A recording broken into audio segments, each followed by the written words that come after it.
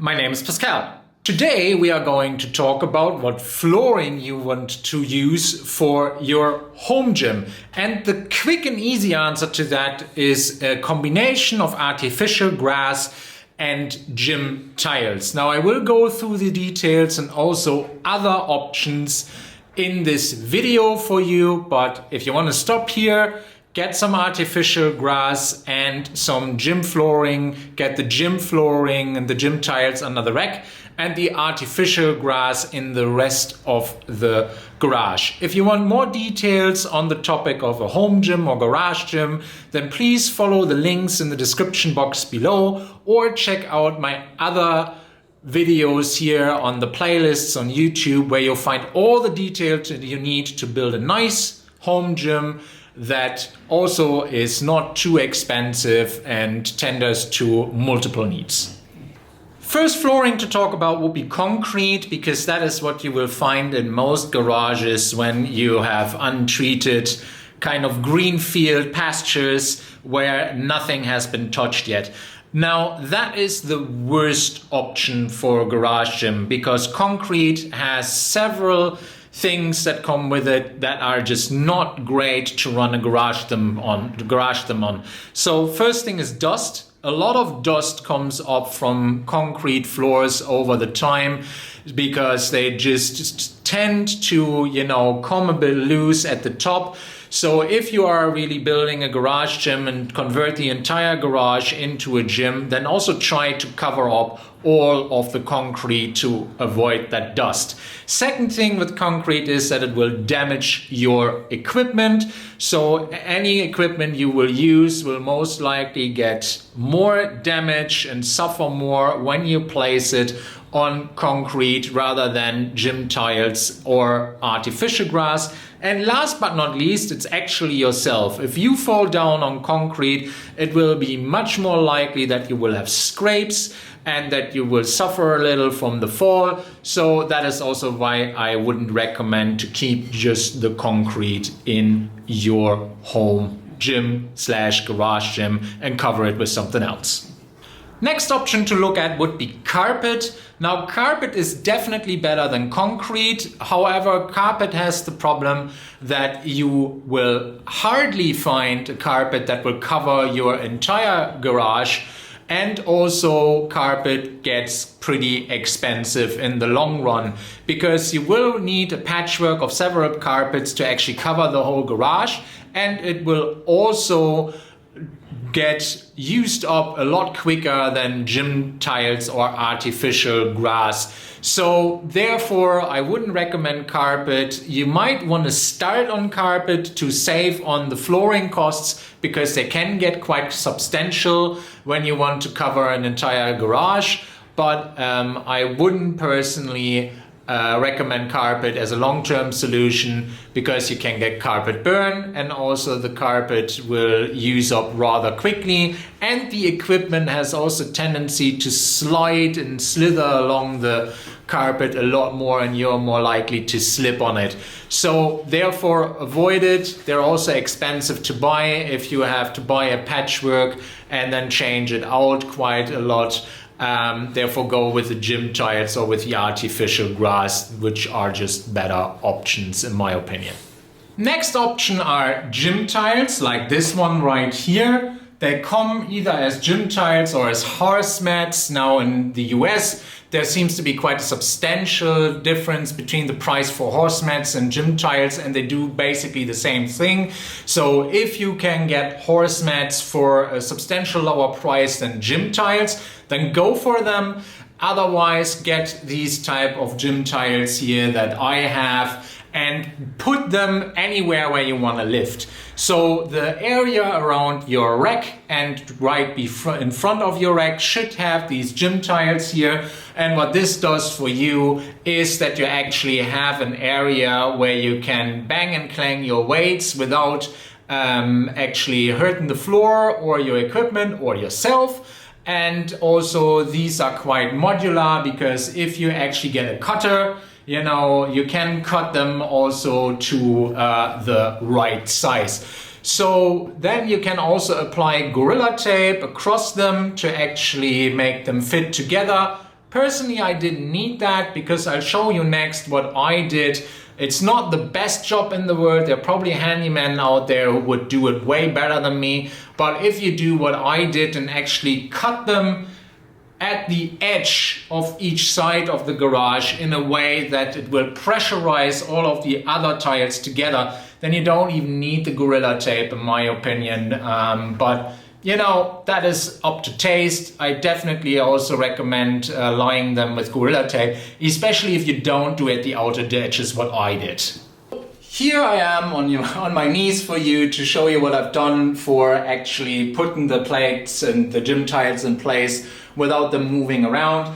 So you can see here I just went with a cutter along the tiles and then put them against the wall so that they actually leapt over a little. So what you want to do is you measure the distance from the last tile that you can get to as close as possible to the wall, and then you measure the distance from here to the wall, from the end of the last tile laid to the wall, and then you add about 2 millimeters to it that are overlapping. And then you cut the tiles that you have left over. So I always would recommend to get more tiles than you actually want to put down. So you can cut them and also use them for deficit deadlifts or for box jumps to make them higher in smaller increments. So cut then with 2 millimeters over, and what you then do, you come with a hammer and then you hammer it into place, and you do that on both ends. That is also how people usually lie down linoleum, parquet. I actually don't know the English word for it, but you know, wooden floors. That is done in a similar fashion to click it in, and then the last piece is being cut with a millimeter or two over so that you can then just hammer it in, and then it will squeeze everything together from the two ends, and then you don't even need the Gorilla Tape, which I think is a better solution in my opinion, because the Gorilla Tape for me has a tendency to actually come off in the long run, and then you have to redo it and it all just get flimsy. So that about gym tiles and about you know, how to lay them down and how many to get. So get more than you actually need so that you can play around with cutting things up and actually make them fit rather than being short, and also just stick to the lifting area with the gym tiles, because if you're really putting gym tiles all over the entire garage, that can get rather expensive and it's not needed. Which brings me to the next option, that is cover ground for less money, which is artificial grass. So here you see the flooring of my garage gym beneath the boxing area and the conditioning area. So this is all artificial grass, as you can see. Now the benefit of artificial grass is that it basically does the same as carpet. You don't hurt yourself when you fall down. It will keep the dust from the concrete underneath, and you know, you can still freely move, but it is way cheaper than gym tiles or even horse mats by square footage or square meter. You get these as rolls in any kind of DIY center. I personally, I'm a complete DIY idiot, but they're very, very easy to put down. So what you do is you measure how much artificial grass you actually will need. Then you match that up with the rolls that you can get over in the DIY store. Probably you will need 2 or 3 of these. You know, if you would need only one, then maybe get a second one so that you again can cut it and get into the corners very nicely. And then what you do is you use double-sided tape on all ends and diagonally, right? So that you basically have a rectangle and the diagonals are also connected. You then roll the artificial grass over the double-sided tape to put it into place. You know, get it nice and neat, and then you close the ends, the edges, because otherwise it will come apart at the ends, and you know, you will lose artificial grass because that is where it's most exposed. So sear the edges basically with Gorilla Tape or you know, whatever kind of hard stuff kind of tape you can get. So artificial grass was a great idea of my stepson's to save money, to cover more mileage, if you so may say, rather than getting gym tiles for everything. Because in my garage, and if I had gotten gym tiles for the entire thing, that would have put me back about 1,500 euros. And with that, I could actually cut the cost more than in half. Now it was just about 500 euros for the tiles you see.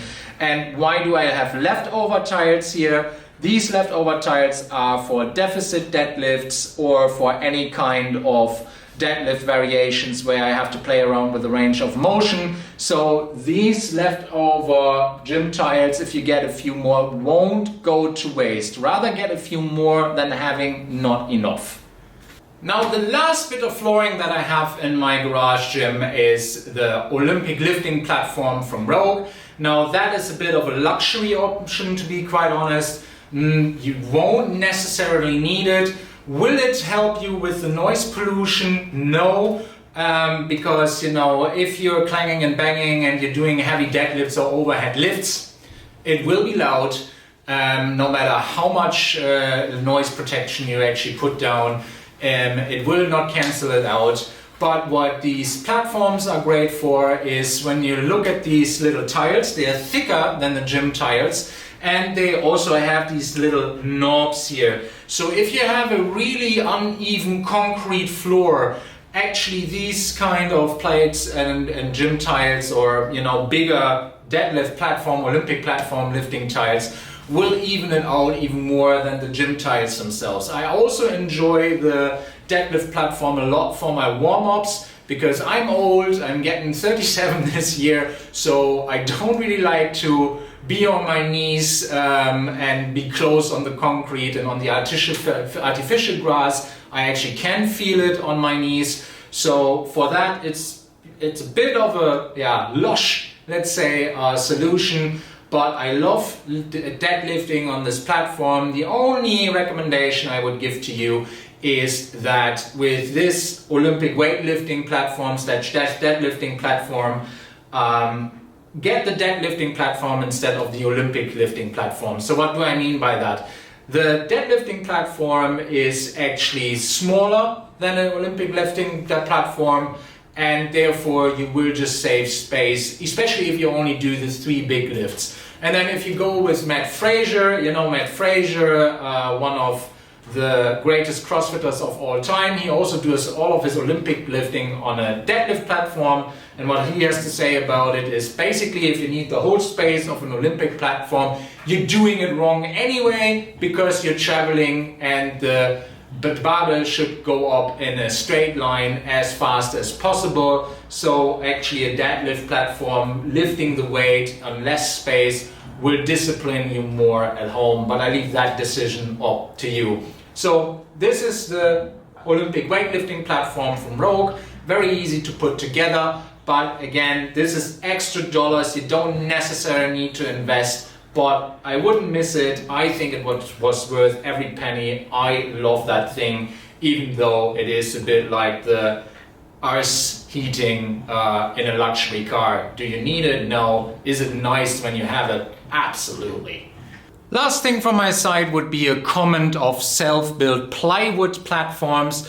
So if you have the skills and the wood already lying about, be my guest and build a plywood platform yourself, maybe even bolt the rack to the platform, given that you don't want to move the rack around.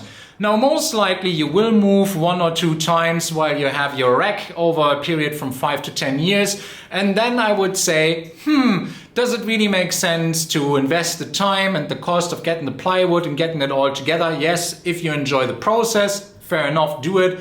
But ultimately, I would recommend over that really the gym tiles or the Olympic lifting platform that I've just showed you, because they're very easy to disassemble and put somewhere else. With these plywood platforms, once they are nailed together or screwed together and you take them apart, you know, it's not really great to reuse or to just move around and be a bit more flexible in your own gym.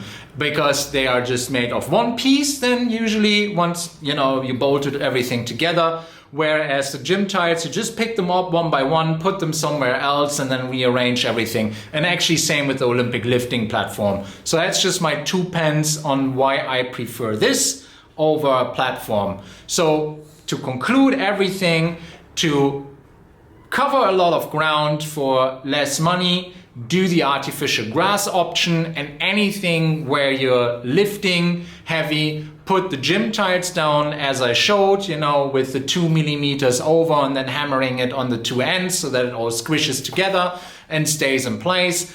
And if you have the money and the space, then treat yourself to a deadlifting platform if it is available, and maybe not bother with the Olympic lifting platform because it eats up more space than you actually would need to sacrifice.